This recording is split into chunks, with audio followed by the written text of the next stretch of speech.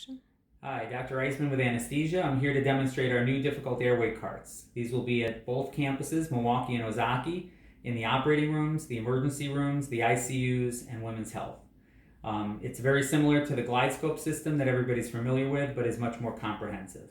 So this is the system. This will be the entire difficult airway cart. We won't need anything else. Standard ET tubes and laryngoscopes you'll get from your normal places, so those won't be in here to avoid duplication.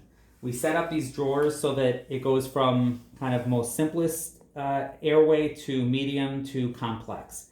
So the green drawer are all of the blades. On the top I have a Mach 3 blade, there's a Mach 4, a Miller blade, and a D blade, which is the hyper-curved blade similar to the GlideScope. There's some anti-fog solution, and in the emergency room we'll also have smaller size blades.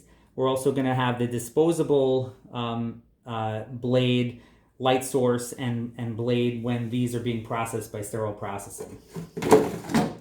If you can't intubate a patient this way, you go down your difficult airway algorithm and you have intubating LMAs. Right now it's the AirQ system. We may switch to the LMA Evo system, and there's a pusher device, so if you intubate through that, you can push the ET tube in. When you get down to the most serious of the difficult airway algorithm, in this drawer, the red drawer, we have two size cricothyroidotomy kits, one with the needle, with the wire, and one with a straight cut bougie and tube technique. And lastly, we have in the back of the cart a jet ventilator system. I'll just show you that. So this is the jet ventilator, which you squeeze like so. You hook up the oxygen source, and at the end here you hook up your tubing, and the tubing goes to 3 different size needles: pediatric, infant, pediatric, and adult, which you pierce the cricothyroid membrane and you can jet ventilate the patient in an emergency situation. We have a flexible bronchoscope that's sitting in the back here for a bronchoscopic intubation. Normally, for sterility purposes, if they hang, they have to be processed every 7 days. So what will actually occur is we will have them sitting in this casket, and that'll be sitting on top of the cart. And they can stay in the sterile casket indefinitely, and you only need to open it up when you need it. Lastly, on the side of the cart, we'll have this hanging device, and that holds tube exchange catheters of 2 sizes, a bougie Eschmann style introducer, and what's called a optical stylet, which I'm going to demonstrate now. That'll normally sit in sterile packaging over here. Our lowest drawer at the bottom is just for extra supplies. So we have an amortizer, a nebulizer, nasal trumpets for either just for airway management or for serial dilation, an Ovasapien oral airway if you're doing an oral fiber optic, and an adapter for a disposable bronchoscope. So now I'm going to demonstrate the system. This is the main cable that comes off the system.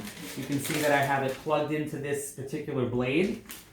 And in this case, because I'm demonstrating the optical stylet, which is this device here, sort of a cross between a regular stylet and a video bronchoscope, and also allows flexion at the tip. So since we're using 2 devices, we have one plugged into the main port, and we have the second device plugged into the secondary port. And that's what I'm going to demonstrate now.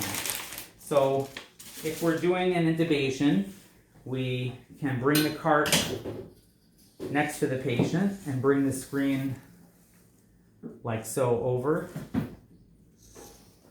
And we put our blade in. And there's the vocal cords. So in this case, we could just intubate the patient with a regular stylet. But imagine if you have a case that's a very anterior airway and you just can't reach the cords with a regular stylet, which does happen from time to time. You now take your optical stylet. Oops, it's caught here. Okay. We take our optical stylet and you can see it on the screen. We kind of line it up with the cords. We can do a little flexion if we need to. And now I'll ask the assistant to switch from one video to another. And now we're looking right down the optical stylet. There's the cords. You can see as I move it, it adjusts, and I pass the stylet right through the cords. Like so. We see tracheal rings, and then we go ahead and advance the tube over the stylet, which is a little tricky, but without lubrication. We will have some lubrication. And now as I'm taking the optical stylet out, you can see the vocal cords, and you can see that we have successfully intubated the patient. And that is a demonstration of the store's CMAX system. So we hope you enjoy using it. Thanks.